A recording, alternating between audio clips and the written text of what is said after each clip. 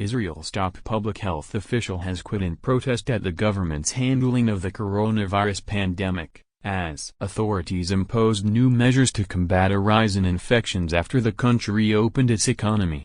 Sigal Sadetsky announced her resignation with a lengthy critique of how the government had lost its bearings. The achievements in dealing with the first wave of infections were cancelled out by the broad and swift opening of the economy, the leading epidemiologist wrote on Facebook. Her announcement came hours after the Israeli parliament approved the closure of bars, clubs and gyms. The number of people allowed at restaurants, in places of worship and on public buses was also reduced. Israel had previously been held up as an example of how to handle the pandemic, imposing a sweeping lockdown in March after an outbreak among tourists visiting the Palestinian city of Bethlehem.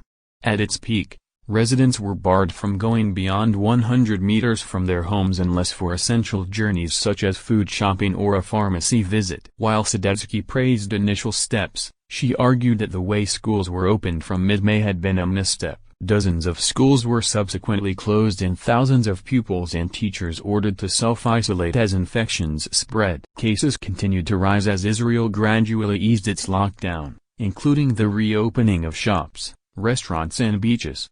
The Prime Minister, Benjamin Netanyahu, has repeatedly chided the public for not observing regulations, such as keeping 2 meters apart from one another and wearing masks, but critics say he was too slow to act. The pandemic is spreading, it is as clear as the sun, Netanyahu said on Monday. We must take immediate steps that will prevent us from having to take even more extreme measures later, he added at the start of a cabinet meeting. Officially dubbed the Corona Cabinet, Netanyahu's alliance with his former rival Benny Gantz, serving as the alternate prime minister, was sworn in May with a mandate to tackle the pandemic. A poll published this week found only 37% of Israelis trusted their government's handling of the health crisis. Israel has registered 338 deaths from coronavirus and more than 31,000 infections, out of a population of about 9 million.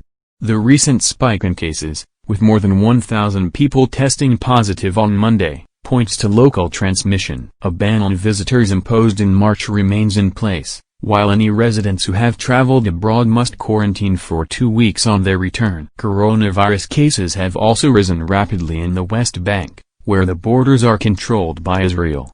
The Palestinian Authority had imposed equally stringent measures at the onset of the pandemic, before easing restrictions.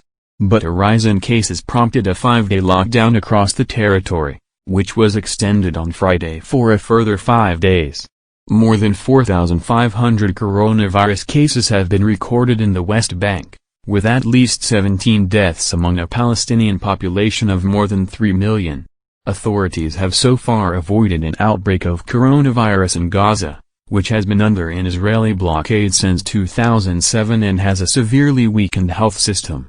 Palestinians returning to the enclave in recent months have been quarantined for 3 weeks, with 1 death recorded among them.